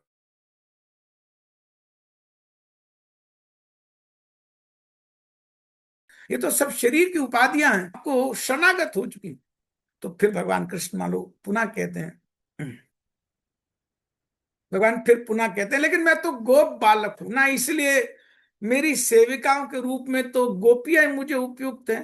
भाई संबंधी भी तो सब बात देखेंगे ना, संबंध बनाते हुए देखा ही जाता है इन सब चीजों को। तो फिर ब्राह्मण पत्नी कहती हैं कि ठीक है, यदि आपको वैश्य समाज के सामने हमें अपनी दासियां स्वीकार करने में दिक्कत है, परेशानी है, तो फिर हम यही वन में ही रह जाएंगे, आपकी चरण तुलसी को सिर पर धारण करती रहेंगी, हम यही, हम कभी नंदगांव नहीं आएंगे, हम यही वन में रह जाएंगे, यही वन में रह जाएंगे।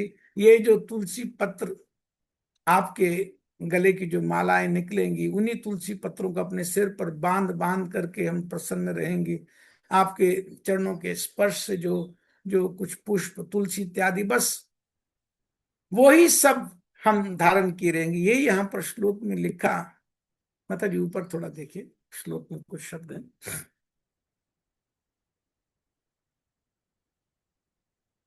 तुलसी दाम पदौ सृष्टम केशई निवोड़ुम। ये बस तुलसी दल जो जो तुलसी की माला आप पहनेंगे, जो छोड़ेंगे उतार जाएंगे, या आपके चरणों से जो स्पर्श हुए कमल पुष्प हैं तुलसी इत्यादि हैं, बस वही जो आपके चरणों से स्पर्श होकर के जो जो आपकी उतारी हुई माला है, बस वही केशे ही निवोड़ू, उसी को हम अपने सिर पर बांध करके रखेंगे, अपने सिर पर लगा करके रखेंगे। और फिर दूसरी बात यह कि अब हम जाएं तो जाएं कैसे, विश्वनाथ चक्रवर्ती ठाकुर इस पर भी कहते हैं कि अति लंगे समस्त बंधु, ऊपर जो शब्द था अति लंगे समस्त बंधु ने, सबको ठुकरा करके आए हैं आपके पास, सबको ठुकरा करके आए हैं, अब हमें कौन स्वीकार करेगा। हमारे घर वाले, भगवान ने कृष्ण कहा कि नहीं नहीं तुम जाओ, कोई ऑब्जेक्ट नहीं करेगा। अरे कैसे ऑब्जेक्ट नहीं करेगा, उन्हें हम छोड़ करके आए हैं, सबको ठुकरा करके आए हैं, सब बोल रहे थे वापस नहीं आने देंगे, वापस नहीं आने देंगे, हमने कुछ जवाब नहीं दिया, कुछ परवाह नहीं किया, बस आ गए। फिर उसके बाद आगे 30वें श्लोक में गोपियां ब्रज ब्राह्मण पत्नियां यहाँ पर एक भाव अपना व्यक्त कर रही हैं 30वें श्लोक में, कि चलो आप बहुत कह रहे हैं, कह रहे हैं, कह रहे हैं, हम चली भी जाएं, तो हमारे घर के लोग, बंधुजन, पति, समाज, पिता, ससुर, सास, वो जब खास परिवार के लोग हैं वही हमको स्वीकार नहीं करेंगे, वही स्वीकार नहीं करेंगे, तो दूसरों की क्या बात है। कोई हमको गृहंती नो न पत्या पितरौ सुतौ वा न भातृ बंधु सुहृदा कुतएव चान्य। ना पत्या, हमारे पति, पितरौ माता पिता, सुता वा चाहे हमारी संतानें, ना भ्रातृ बंधु सुहृद, ना हमारे भाई, ना हमारे बंधु, ना हमारे सुहृद गृहंती हमें स्वीकार करेंगे, कुतएव चान्य, दूसरे लोग कहाँ स्वीकार करने वाले हैं। तस्मात् भवत प्रपद्यो पतितात्मनानो नान्य भवेत गतिम। इसीलिए बस आप अपने चरणों में हमें रहने दीजिए, हम पतित आत्माओं को अपने चरणों में रहने दीजिए। ना भवेत गतिम, हमारी और कोई गति है ही नहीं, ना अन्य भवेत गतिम, हमारी अब कोई गति नहीं, हम सबको ठुकरा करके आ गए हैं आपके पास, हमारी अब कोई गति नहीं है, हम कुछ और रास्ता अब कुछ नहीं है हमारे पास, अपने खास परिवार के ही हमको स्वीकार नहीं करेंगे। तो इसीलिए हे अरिंदम, नाम दे रहे हैं यहाँ पर, अरिंदम तद विदेही, हे अरिंदम, हे शत्रुओं का नाश करने वाले, आपको हमारी प्रॉब्लम, हमारी दिक्कत समझ में आ गई ना, कि हमारा शत्रु क्या है। हमारे शत्रु ये कि अब मैं आप घर नहीं जा सकती हैं, हमारी ये दिक्कत है, हमारी विघ्न है, हमारी प्रॉब्लम है कि हम नहीं जा सकती हैं, तो इसलिए अब स्वीकार कर लीजिए, हमें यहाँ रहना ही अब हमें उचित है। तो आप हमारी इस भावना को स्वीकार करके तद विदेही, वही आप हमें ऑर्डर दीजिए, वही कहने के लिए आप हमें आदेश दीजिए जो इस समय हमको सूट करता है, जो समय हमें बिल्कुल उचित है। तो जाना तो उचित नहीं पड़ रहा, हमें वहां स्वीकार नहीं करेंगे तो वहां जाने का फायदा नहीं है, इसलिए वही आप हमें कहें, उसी तरह का आदेश दीजिए जो हमें यहाँ पर उपयुक्त जान पड़ता है।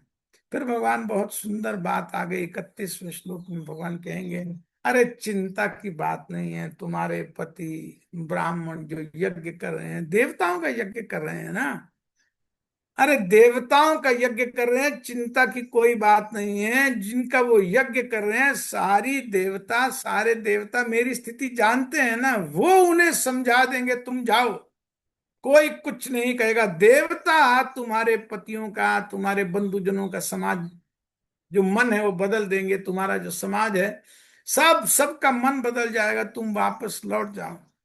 तो यहाँ पर भगवान ने बहुत सुंदर बात की कि पत्यो ना भी सूय, अंत में आप देख लीजिए बस, मयोपेता देवा अपि अनुमन्वन्ते।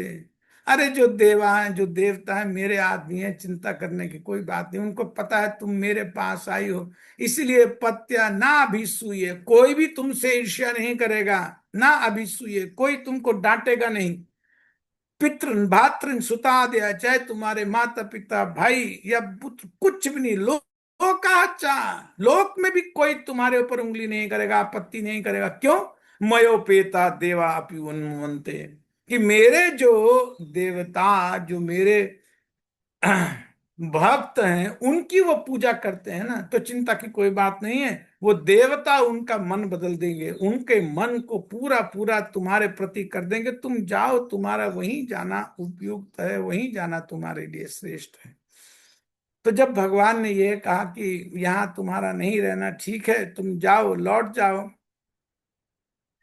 तो जब भगवान ने ये बता दिया लौट जाओ, तो 32वें श्लोक में भी इसी तरह का भाव भगवान दे रहे हैं कि ना प्रीत्य अनुरागा ही संगो नृणाम यह तन्मनो मयि युंजाना चिरान माम वाप्स्यथा, कि ना प्रीत्य अनुरागा ही अंग संगो नृणाम, कि अंग संग से साथ रह करके तो मेरे पास रह करके निश्चय ही अपना प्रेम बढ़ा लोगी, ये कोई गारंटी नहीं। अगर तुम्हारा मन में ये आ रहा है कि अंग ही अंग संगा निनाम प्रीति अनुराग है, कि मेरे साथ रहने से किसी भक्त की मुझ में प्रीति बढ़ती, अनुराग बढ़ता, तो ना, ये गलत बात है, ये सिद्धांत नहीं है। तो अचिरात माम अवाप्स्य था, कि कैसे मुझको बहुत जल्दी प्राप्त कर सकती हूँ, कैसे तुम तन मना मई युंजाना, कैसे मुझ में तुम्हारा मन पूरा पूरा लग सकता है, पूरा पूरा मन मुझ में धस सकता है, साथ रह करके नहीं होगा। अब मैं तुमको बता रहा हूं कि कैसे तुम्हारा मन मुझ में पूरा पूरा लग सकता है। ये बात कह देने के बाद अब आगे भगवान जो बात कर रहे हैं, बहुत सुंदर, बहुत सुंदर ये श्लोक भगवान ने 33वां कहा। मैं कई बार इस श्लोक को बार बार पढ़ने का मन करता है, बार बार इस पर विचार करने का मन करता है। तो भगवान यहाँ बहुत सुंदर बात सिद्धांत की कह रहे हैं कि श्रवणात् दर्शनात् ध्यानात् मयि भावोनुकीर्तनात् ना तथा सन्निकर्षेण प्रतियात् ततो ग्रहान्। हे देवियों, तुम यहाँ रहना चाहती हो ना कि मुझ में प्रेम बढ़ाने के लिए, तो मैं ये बात तो तुमको कह देता हूं कि मेरे साथ रहने से प्रेम बढ़े कि नहीं बढ़े कोई गारंटी नहीं है, कोई निश्चित बात नहीं है। लेकिन कैसे प्रेम मई भावा, यलो में आप देखिए कि कैसे मुझ में तुम्हारा भाव बढ़ सकता है, कैसे मेरे प्रति किसी का प्रेम बढ़ सकता है। भगवान के मुख से ये श्लोक निश्रित हो रहा है। भगवान बता रहे हैं कि मई भावा, मेरे लिए भाव, मेरे लिए प्रेम कैसे उत्पन्न होता है, कैसे प्रेम बढ़ता है। 4 उपाय बता रहे हैं यहाँ पर भगवान। तो कोई अगर भगवान के प्रति प्रेम बढ़ाना चाहते हैं तो भगवान कृष्ण के ये शब्द बहुत ध्यान से यहाँ समझने वाले हैं। तो यहाँ प्रेम उत्पन्न करने के 4 उपाय स्वयं भगवान श्री कृष्ण बता रहे हैं। ग्रीन हाईलाइटेड में देखिए, श्रवणात्, मेरे विषय में श्रवण करने से, दर्शनात् मेरे विग्रह का दर्शन करने से, ध्यानात् ध्यान करने से, मनन करने से, चिंतन करने से, मेरे विषय में जो सुना हुआ है, मेरे नाम रूप गुण लीला के विषय में जो सुना हुआ उसके विषय में चिंतन करने से, और अनुकीर्तनात् कीर्तन करने से, नाम रूप गुण लीला का कीर्तन करने से, नाम रूप गुण लीला पर प्रवचन करने से। तो भगवान ने चार बातें यहाँ पर ग्रीन में बहुत स्पष्ट बताई कि मई भावा, मुझ में प्रेम कैसे बनता है, श्रवणात् मेरे बारे में सुनने से बढ़ता है, अनुकीर्तनात् आचार्यों ने जैसे जैसे गुणगान किया है मेरा, मेरे नाम का, मेरी लीलाओं का, मेरे गुण का, मेरे रूप का, जैसे जैसे आचार्यों ने गुणगान किया है, अनुकीर्तनात् उनके पीछे पीछे उसी तरह से कीर्तन करने से, उनके चरण चिन्हों पर चलते हुए, उनके पद चिन्हों का अनुसरण करते हुए, वही बात जो उन्होंने कही है अनडेविएटिंगली, वही सब बात करते हुए, उसी का कीर्तन करते हुए, और मेरे विग्रह का दर्शन करते हुए, और जो जो सुना, जो जो कहा, जो जो आचार्यों ने कहा, जो मेरे विषय में सुना, उसका बार बार बार बार बार बार ध्यान करने से, मनन करने से, मई भावा मेरे प्रति प्रेम बढ़ता है। भगवान ने बहुत सुंदर आधार बता दिया कि श्रवण से प्रेम बढ़ता है, कीर्तन से प्रेम बढ़ता है, जो सुना उसको बार बार बार बार ध्यान करने से, मनन करने से प्रेम बढ़ता है, मेरे विग्रह का दर्शन करने से प्रेम बढ़ता है। ना तथा सन्निकर्षे ना, जितना इन चार कामों से बढ़ता है, ना तथा सन्निकर्षे ना, उस तरह से प्रेम मेरे पास में रह करके नहीं बढ़ता है। भगवान मान लो एक सिद्धांत दे रहे हैं गृहस्थों के लिए, विशेष तौर पर एक बहुत सुंदर भाव यहां पर भगवान बता रहे हैं, बहुत सुंदर, कि कैसे जीव आकर्षित हो सकता है भगवान के प्रति। भगवान का स्वरूप का दर्शन करने से, भगवान के विषय में सुनने से, भगवान के विषय में कहने से, भगवान के विषय में चिंतन करने से, जो भी श्रवण किया उसका बार बार चिंतन करने से भगवान में स्वभावतः प्रेम उत्पन्न होने लगता है, भाव उत्पन्न होने लगता है। तो भगवान में बहुत सुंदर शब्द भगवान यहां पर दे रहे हैं, ना तथा सन्निकर्षेण, मेरे निकट रहने से, वापस भेजना है तो भगवान जैसा कोई क्या शब्द बोलेगा, तो उस प्रकार से प्रेम नहीं बढ़ता है मेरे निकट रहने से, जितना मेरे विषय में सुनने से, मेरे विषय में कहने से, मेरे विग्रह के दर्शन करने से, तो मेरा चिंतन करने से प्रेम बढ़ता है। इसीलिए प्रत्यात ततो गृहात, लौट जाओ, प्रत्यात का मतलब लौट जाओ, तथा गृहान, इसलिए अपने घरों को लौट जाओ। भगवान कृष्ण के ये जो वाक्य हैं, जो मथुरा के ब्राह्मणों की पत्नियों से भगवान ने कहे हैं कि यदि मेरा कोई प्रेम पाना चाहता है, कृष्ण प्रेम कोई प्राप्त करना चाहता है, तो मेरे विषय में श्रवण करना चाहिए, कीर्तन करना चाहिए, मेरा नाम लेना चाहिए, मेरे विषय में बोलना चाहिए, मेरा ध्यान करना चाहिए, अर्थात अपना मन मुझ में लगाना चाहिए, मेरे विषय में मनन करके, मेरे उपदेशों का चिंतन मनन करके, या मुझसे संबंधित जो भक्त हैं जिनका पूर्ण समर्पण है, उनकी कथाओं का चिंतन करके, उन्होंने वो जो गुण भगवान के बताए जा रहे हैं, उन गुणों का चिंतन करके स्वतः ही ब्रह्म पत्नियों को भगवान कह रहे हैं तुम मुझे पा जाओगी। तुम्हारे मन में मेरे लिए एक विशेष भाव उत्पन्न हो जाएगा, मेरे लिए एक सहज ही प्रेम का भाव उत्पन्न हो जाएगा, या मेरे भौतिक सानिध्य में उस तरह से भाव उत्पन्न नहीं होगा, इसलिए तुम अपने घरों को लौट जाओ।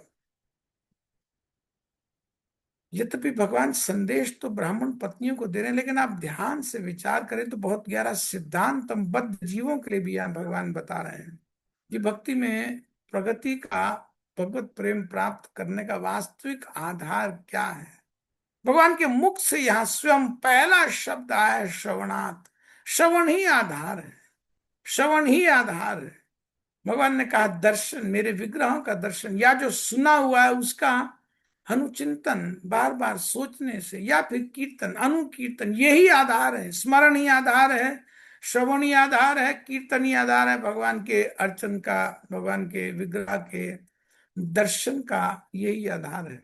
तो इन चार में लगे रहने से भगवान यहाँ कह रहे हैं अनायास ही जीव का कृष्ण प्रेम उत्पन्न हो जाता है। इसके अतिरिक्त अलग से कुछ और नहीं करने की आवश्यकता, बस स्वतः ही श्रवण कीर्तन स्मरण का मार्ग हृदय को शुद्ध करके कृष्ण प्रेम उत्पन्न कर देता है।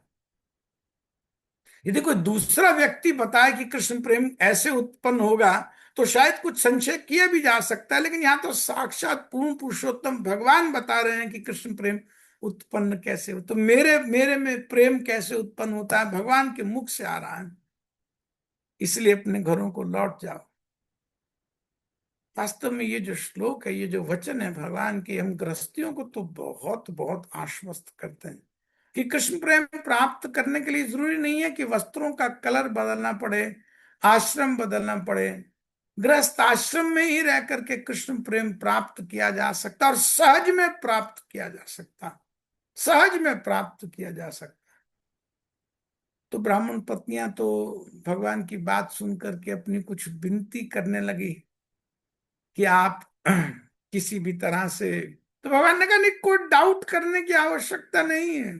यद्यपि तुम सब त्याग करके मेरे दर्शन के लिए आई हो, तुमने मेरा चरण कमल ग्रहण किया है, अब कोई तुम्हारा गंतव्य नहीं है, मैं जानता हूं।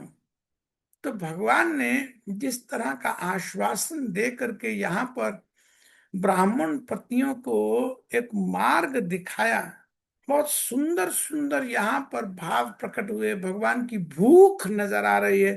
अपने साधक भक्तों को भी भगवान कैसे करके देखते हैं, किस भाव से देखते हैं, आतुर हो रहे हैं, भूख बड़ी है भगवान को उनको दर्शन देने की। तो बहुत सुंदर यहाँ पर भाव है कि भगवान के विरह में, भगवान के प्रति जो वियोग की तीव्र भावना है वो कैसे बढ़ती है, वो भक्ति में तीव्रता कैसे आती है, प्रेम तक पहुंचने के लिए, कृष्ण प्रेम तक पहुंचने के लिए तीव्रता कैसे, मार्ग एकदम त्वरित गति से कैसे पूरा किया जाता है।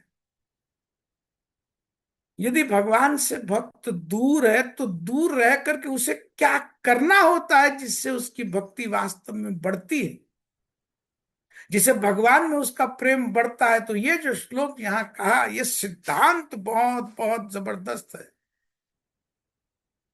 मेरे विषय में सुनने से, मेरे अर्च विग्रह स्वरूप का दर्शन करने से, मेरा ध्यान करने से, मेरा नाम रूप गुण लीला का निरंतर चिंतन मनन करने से और नाम रूप गुण लीला का निरंतर कीर्तन करने से मेरे प्रति प्रेम बढ़ता है। इसलिए अपने घर तुम लौट जाओ और भक्ति बढ़ाने के लिए, प्रेम प्राप्त करने के लिए इन चारों उपायों को घर में रहते ही अपना मन, अपना ध्यान मुझ में लगाने का प्रयास करो। वो तो भगवान ने लीला में ब्राह्मण पत्नियों से कही है, लेकिन सिद्धांत की दृष्टि से बात इतनी कारगर है कि यहाँ इस भौतिक जगत में हम लोग भगवत धाम से दूर बैठे हैं, भगवान के साक्षात संपर्क से दूर बैठे हैं, लेकिन फिर भी कैसे भगवान के प्रति हम भक्ति दृढ़ अपनी कर सकते हैं, भगवान में कैसे प्रेम उत्पन्न कर सकते हैं, कैसे अपना प्रेम बढ़ा सकते हैं, इसका बहुत सुंदर चित्रण यहाँ भगवान ने स्वयं अपने शब्दों में किया है। वास्तव में भगवान सबके सुहृद हैं। इस भौतिक जगत में अपने ही परिवार में रह करके अपने कर्तव्यों का निर्वाह करते हुए कैसे हम बद्ध जीव, हमारा वास्तविक कल्याण कैसे हो सकता है, कैसे हमारी भक्ति पूर्ण शुद्ध भक्ति के स्तर पर पहुंच सकती है, कैसे प्रेम, कृष्ण प्रेम हमारा उत्पन्न हो सकता है, कैसे भगवान के चरणों में गाढ़ अनुराग बढ़ सकता है, इसका भगवान ने लीला लीला में ही, बातों बातों में बहुत सुंदर निर्देशन कर दिया, बहुत सुंदर निरूपण कर दिया। तो जीवों के कल्याण के लिए भगवान के मुखारविंद से ये वचन निश्रित हुए हैं। एक सीधा स्पष्ट सटीक मार्ग भगवान ने यहाँ पर दे दिया, सूत्र रूप में कृष्ण प्रेम प्राप्त करने का सरल मार्ग भगवान ने बताया। भगवान के इस वचन को सुन करके आगे फिर 34वें श्लोक में यहाँ शब्द आया, श्री शुक उवाचा इति उक्ता दुज पत्न्या ता यज्ञवाटम पुनर्गता। इति उक्ता, भगवान ने जब कह दिया तो दुज पत्नियां, जो ब्राह्मण पत्नियां थी, यज्ञवाटम पुनर्गता, जहां से यज्ञशाला से आई थी वापस वहां चली गई।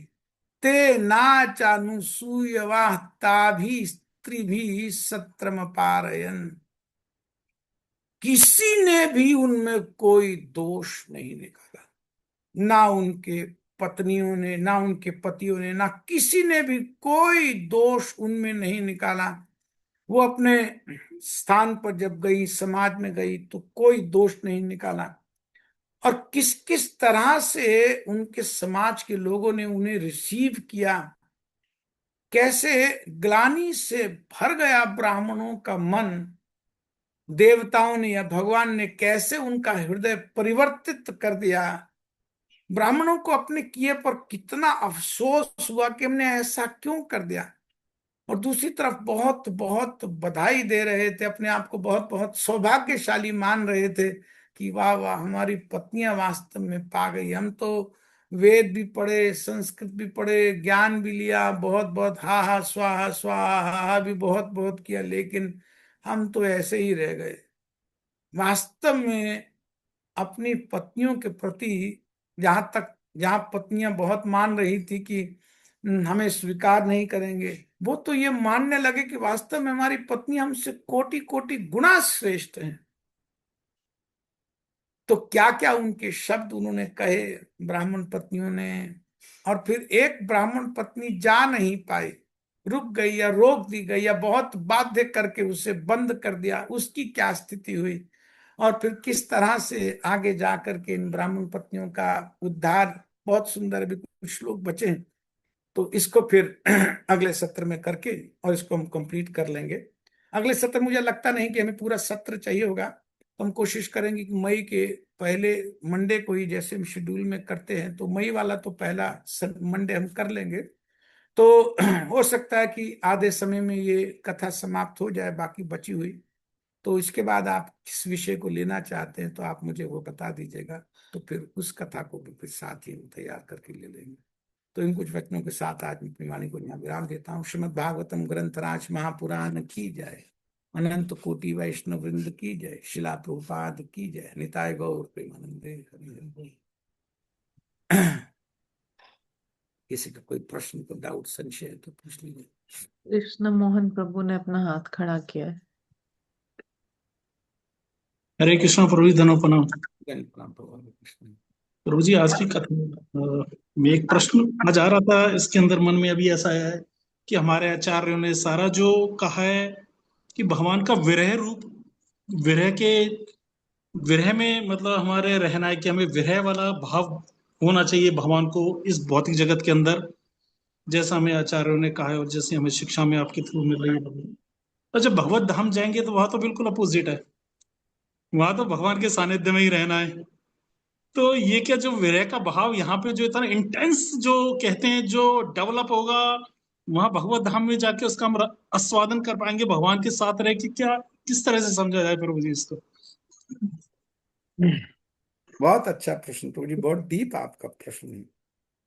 सबसे पहली बात तो ये बहुत मन प्रसन्न हो रहा है जान करके कि भक्तों में विश्वास होना चाहिए कि हम भगवान के धाम जाएंगे। ये बहुत जरूरी मन में भाव होना चाहिए। भगवान पर विश्वास होना चाहिए। अपने पर, अपनी योग्यता से तो नहीं जा पाएंगे, बिल्कुल संभव नहीं है, लेकिन आचार्यों की कृपा से, भगवान की कृपा से अवश्य जाएंगे। ये मन में विश्वास आना चाहिए। तो आपके मन का भी विश्वास देखकर के बहुत अच्छा लग रहा है कि जब वहां जाएंगे, पहली बात तो यही सुनकर के बहुत अच्छा लगा कि जब वहां जाएंगे तब दर्शन होगा भगवान का। तो दर्शन होगा तो वहां विरह तो होगा नहीं, ना हो विरह तो कोई बात नहीं। यहाँ जो विरह है वो विरह वहां ले करके जा रहा है, कोई वहां वो विरह थोड़ी चाहिए। वहां तो नित्य भगवान का संग है। यहाँ विरह है, ये विरह की जो सेपरेशन की फीलिंग है, इसको वियोग कहा जाता है। योग में भी विशिष्ट योग जोड़ देंगे तो वो वियोग बनता है। तो भगवान से दूरी रहते हुए जब भगवान का स्मरण बनता है, भगवान के विषय में जब चिंतन होता है, तो एक विशिष्ट योग बनने लगता है। तो वियोग में वियोग हो रहा है, इस भौतिक जगत की बात करें तो आध्यात्मिक जगत में तो नित्य भगवान के साथ संग है। वहां पर क्यों वियोग चाहिए आपको, वहां क्यों सेपरेशन चाहिए, वहां आपको क्यों चाहिए? तो यहाँ के लिए भावना है ताकि हमारी भगवान को मिलने की भावना जो है वो प्रगाढ़ हो जाए। इसलिए वियोग, विरह वो भावना बढ़ाता है। तो वहां पहुंचने के लिए इस भावना की बहुत आवश्यकता है। भगवान से सेपरेशन है तो वो सेपरेशन फील होना चाहिए ना। भगवान से सेपरेशन है और सेपरेशन फील नहीं हो रहा है, भगवान से दूर है लेकिन विरह फील नहीं हो रहा है, तो ये तो कोई बहुत अच्छी स्थिति नहीं है। तो ये विरह जो वास्तविक हमारा दुख है, वो दुख हमें अनुभव होना चाहिए। इसलिए हमारे आचार्य कहते हैं कि वियोग वास्तव में जो विरह है उसका अनुभव करना भक्तों को इस भौतिक जगत में बहुत जरूरी है, क्योंकि वो इंटेंसिफाई करता है हमारे भगवत धाम भगवान के पास जाने के लिए। और ऐसे देखा जाए तो भगवान से वियोग नहीं है, भगवान की तरफ से तो कभी वियोग नहीं है। भगवान तो परमात्मा बनकर के साथ रह ही रहे हैं। भगवान तो कहाँ नहीं है। स्थावर जंगम देखे न देखे तार मूर्ति, सर्वत्र होए निज इष्ट देव स्फूर्ति। सब जगह तो भगवान ही है, स्थावर में भी जंगम, लेकिन फिर भी हमें उसकी स्थिति का अनुभव नहीं होता है ना। तो भगवान के भक्तों के भाव, आचार्यों के भाव यहाँ पर सहायता करते हैं कि वो जो मार्ग है बहुत तेजी से पट जाता है, बहुत तेजी से पूरा हो जाता है, वो दूरी बहुत तेजी से समाप्त हो जाती है यदि विरह की, सेपरेशन की फीलिंग किसी भक्त के हृदय में यहाँ पनपती जाती है, बढ़ती जाती है, तो वो बहुत तेजी से उसका भगवत धाम के मार्ग पर जाना होता है। ये भावना है। Is it fine? यस प्रभु जी, पर इसके फॉलोअप में एक क्वेश्चन फिर आ गया प्रभु जी की जो ब्राह्मण पत्नियां थी, उनका तो प्रभु जी विरह तो उनका बहुत मतलब बहुत ही प्रागाढ़ विरह था ना उनके अंदर, जो उन्होंने इतना सुना था, और वो बिना किसी परिवार की नहीं, मतलब अपनी वो करते बिना, और वो सब कुछ बिल्कुल सब कुछ छोड़ छाड़ के मतलब भगवान के दर्शन मात्र के लिए वो भगी चली आई मतलब। तो इसको मतलब इतना विरह है, तो वो तो हमारा तो कभी भविष्य में ऐसा हम मतलब 0.1% भी ऐसा वो भाव आ जाए तो ऐसा इससे मत कहिए, ऐसा मत कहिए कि आपका विरह नहीं आएगा, सबका आता है। भगवान हृदय में बैठे हैं। ऐसा क्या कर तो आप भगवान की कथाओं को, भागवत को, भगवान के नाम की पोटेंसी को एकदम जीरो कर दे रहे हैं। ये बात नहीं है। जो भी तो भगवान के साथ जुड़ा है, ब्राह्मण भगवान के नाम के साथ जुड़ा है, भगवान की कथा के साथ जुड़ा है, संभव नहीं है कि उसमें भगवान के प्रति विरह उत्पन्न ना हो। संभव नहीं है, किसी की शक्ति नहीं है कि उस सेपरेशन के मूड को इंटेंसिफाई ना होने दे। लेकिन सही मार्ग से चलते रहने की आवश्यकता है। ब्राह्मण पत्नियों ने क्या किया, बहुत व्यग्र होकर के सुनती थी, बहुत इंटेंस होकर के सुनती थी। और क्या मार्ग था आप बताइए?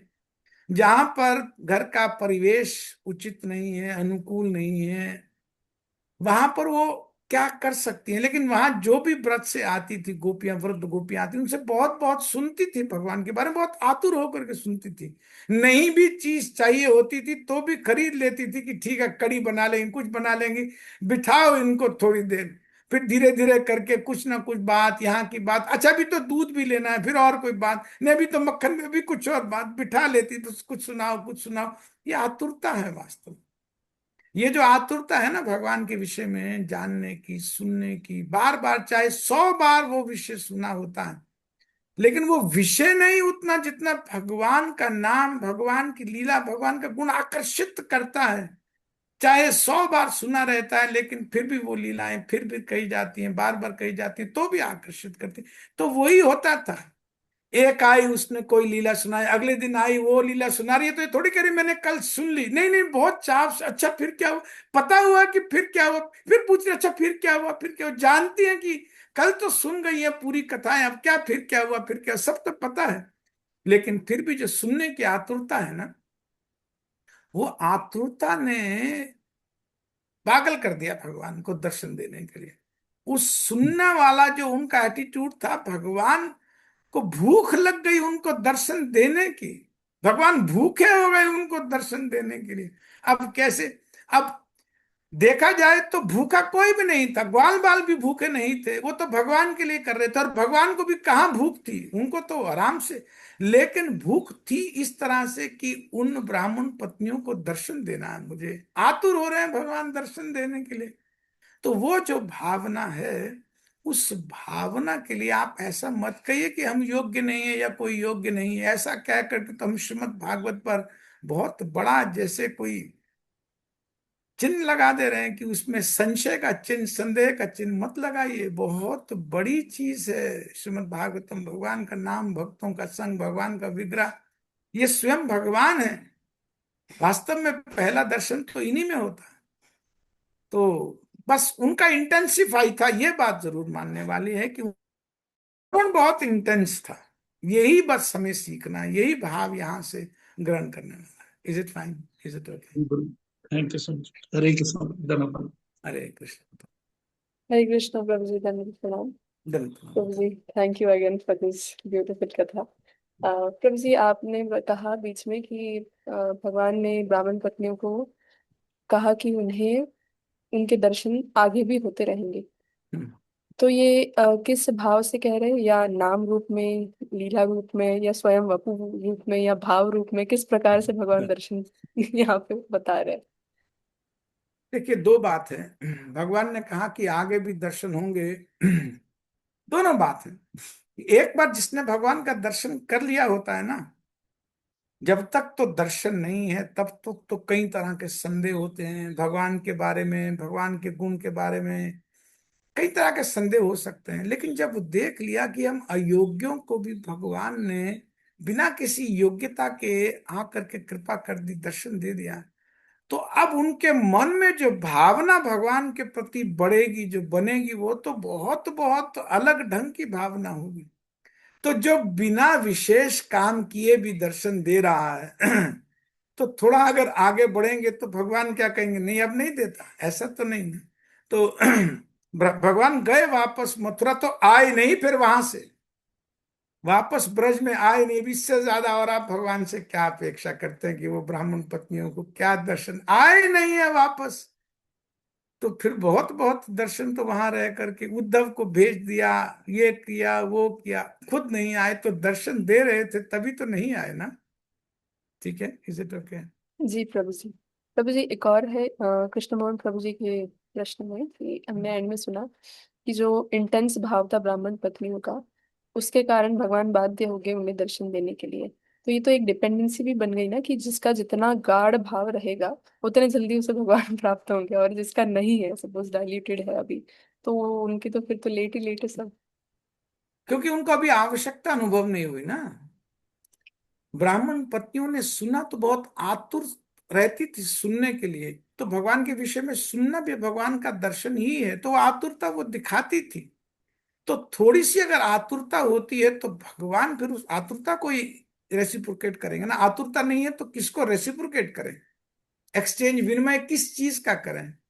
भगवान ने कहा ये था माम प्रपद्यन्ते ताम तथे भजामि हम, तो कहां पर पहली शर्त हो रही है कि दूसरी शर्त पूरी होगी? तो आतुरता आई, आतुरता बढ़ेगी, कैसे बढ़ेगी भगवान ने यहां बता दिया कि आतुरता कैसे बढ़ेगी। वो आगे करेंगी, निश्चित करेंगी, तुरंत चली जाएंगी। ये गोपियां थोड़ी हैं, गोपियों को भी भगवान ने यही श्लोक कहा। बिल्कुल यही श्लोक भगवान ने 29वें अध्याय में आगे जाकर के गोपियों का, गोपियां नहीं गई, ब्राह्मण पत्नियां चली गई, गोपियां नहीं गई। वो तो बहुत ही सुंदर संदर्भ है, क्या क्या सुना रही हैं वो कृष्ण को। तो वो तो आज का विषय नहीं है। लेकिन आपकी बात के उत्तर में मैं एक कहना चाहता हूँ कि इंटेंसिटी तो बढ़ेगी जब जाएंगी वापस दर्शन करके जाएंगी। तो क्यों इंटेंसिटी नहीं बढ़ेगी? बार बार स्मरण आएगा भगवान के मुख कमल का, बार बार स्मरण आएगा भगवान के स्मित चितवन का, बार बार स्मरण आएगा भगवान कैसे चल रहे थे।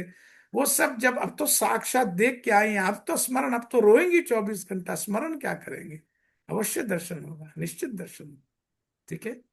जी प्रभु जी। प्रभु जी, मैं यही कह रही थी कि प्रगाढ़ भाव की डिपेंडेंसी है ना भगवान के ऊपर। नहीं, प्रगाढ़ भाव नहीं, भाव की डिपेंडेंसी। अभी तक तो प्रगाढ़ नहीं था ना, अभी तो बात थोड़ा सा सुना था, लेकिन भगवान ने रेसिप्रोकेट कर दिया। नारद जी को भगवान ने बहुत छोटी आयु में दर्शन दे करके बोल दिया कि अब मैंने तुमको दर्शन दिया, अब दोबारा तुम्हें मुझे मेरा इस जन्म में तुम्हें मेरा दर्शन नहीं होगा, क्योंकि अभी तुम अब अपक्व कषाया नाम हो, अभी तुम पके नहीं हो। तो अभी तुम पक्के नहीं हो तो तुम्हें अब दोबारा दर्शन नहीं होगा। मैंने तुम्हें दर्शन इसलिए दे दिया, तुम्हारी भक्ति इंटेंस कराने के लिए मैंने तुम्हें दर्शन दे दिया। तो वो जो दर्शन दिया, जरूरी नहीं था कि योग्य थे पूरी तरह से, लेकिन फिर भी भगवान वो प्रगाढ़ भाव उत्पन्न कराने के लिए एक बार कुछ ना कुछ अनुभव करा करके और फिर रेसिप्रोकेट करते हैं भक्तों के साथ। भक्त भी पागल रहते हैं, भगवान तो उससे ज्यादा पागल रहते हैं। तो इनिशियली वो प्रगाढ़ भाव तो नहीं आ सकता है जब तक एक्सचेंज पूरा नहीं हो, लेकिन थोड़ी इंटेंसिटी, थोड़ी आतुरता है। तो भगवान रेसिप्रोकेट करते हैं। That is the message here. Thank you, Prabhuji. We have few more questions. Vaibhav Krishna Prabhuji, you may ask a question. हरे कृष्ण प्रभु जी। अरे वेरी नाइस क्लास प्रभु जी। कुछ आंसर प्रभु जी मुझे मिल गया एक्चुअली ऑलरेडी आपके जस्ट प्रीवियस आंसर में। लेकिन प्रभु जी जैसे शुरुआत में आपने बोला था कि उनको सामान्य भक्त आपने बताया, और बाद में हम सुनते हैं कि वो उन्होंने भगवान के बारे में पहले से सुना हुआ था, काफी उन्होंने सुना भगवान के बारे में, जिससे उनका अट्रैक्शन भगवान के प्रति था। तो जो पहले से काफी बार सुना है भगवान के बारे में और भगवान के प्रति अट्रैक्शन है, तो उनको हम सामान्य भक्त की कैटेगरी में फिर कैसे रख सकते हैं? ये मेरा प्रश्न है प्रभु जी। देखिए, सामान्य का मतलब होता है जो साधन भक्ति के स्तर पर हैं उनको सामान्य भक्त कहा जा सकता है। नहीं तो भाव भक्त होगा, नहीं तो प्रेम भक्त होगा। तो साधना भक्ति, भाव भक्ति और प्रेम भक्ति, यही तो 3 स्तर होते हैं ना। तो साधना भक्ति को सामान्य भक्ति भी कहा जाता है। माने जब ये साधन भक्ति के स्तर पर हैं तो वो अभी एक्स्ट्राऑर्डिनरी वाले भाव या प्रेम के स्तर पर नहीं पहुंचे हैं, सामान्य स्तर पर हैं, इसलिए उनको फिर साधन भक्त या सामान्य भक्त कहा जाता है। ऐसा नहीं कि अपराध कर रही हैं, ऐसा कुछ नहीं है, लेकिन अभी भक्ति में वो भाव वाला स्तर नहीं आया, वो ढुल ढुल कृष्ण प्रेम अभी प्रकट नहीं हुआ। ये भाव यहाँ लेना चाहिए इस शब्द से। ठीक है। Hare Krishna, Aman Prabhuji, you may ask a question.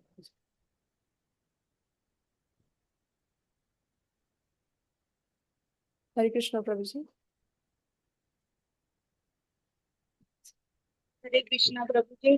प्रभु जी, आपने कहा कि भगवान बोल रहे हैं कि मेरे साथ रहने से प्रेम नहीं बढ़ेगा, श्रवण दर्शन चिंतन और कीर्तन से प्रेम बढ़ेगा। तो इसमें क्या हरे कृष्णा नाम जप भी आता है? और जैसे नाम जप करते हैं उसके लिए भी क्या हमें विरह जरूरी है, या फिर वो नॉर्मल नाम जप से भी होता है?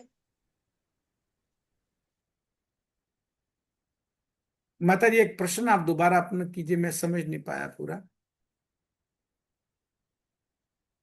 प्रभु जी, माता जी का प्रश्न है कि जो हमने सुना कि जो भगवान ने कहा कि श्रवण दर्शन और इत्यादि जो उन्होंने 4 प्रकार बताए, तो उसमें भगवान ने कहा श्रवण, तो इसमें हमें हरे कृष्ण महामंत्र कंसिडर करना चाहिए, और वो कैसे, वो विरह वाला होना चाहिए या फिर नॉर्मल नाम जप, मतलब हम जप रहे हैं और कोई भाव स्पेशल ऐसा नहीं है तो भी चलेगा? अच्छा, अभी समझ में आ गया मुझे।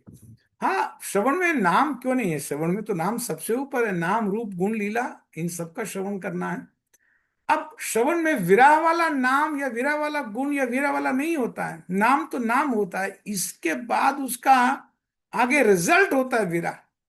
जब भगवान का नाम सुनते हैं, भगवान के विषय में सुनते हैं, क्योंकि हम भगवान के हैं ना, हम इस जगत के तो है नहीं, हम भौतिक तो है नहीं।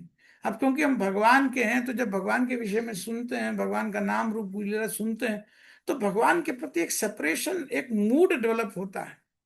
तो वो उसका रिजल्ट है, विरह वाला नाम नहीं होता। नाम जपते जपते विरह उत्पन्न हो जाता है, भगवान के विषय में सुनते सुनते विरह की फीलिंग उत्पन्न होती है। उसको ऐसे लेना चाहिए। श्रवण में नाम डेफिनेटली इंक्लूडेड है, जरूर इंक्लूडेड है, निश्चित। हरे कृष्णा माता जी। ठीक है, बहुत बहुत धन्यवाद आप सबका, आपने इसे धैर्य से सुना। हरे कृष्णा। थैंक्स हरे लॉट कृष्णा प्रभु जी। किशोरी माता जी, आपने मौका दिया, और नेहा माता जी आपका भी, थैंक आप यू प्रभु जी। Thanks lot. हरे कृष्णा। शिला प्रभुपाद की जय, अनंत कोटि वैष्णव वृंद की जय, निताय गौर प्रेमानंदे। Hari Hari. Thank you so much, Prabhuji, for this wonderful session once again. And thank you so much, devotees, for joining this session. And you will get the recording of this session in your respective WhatsApp groups. Thank you so much. Hare Krishna.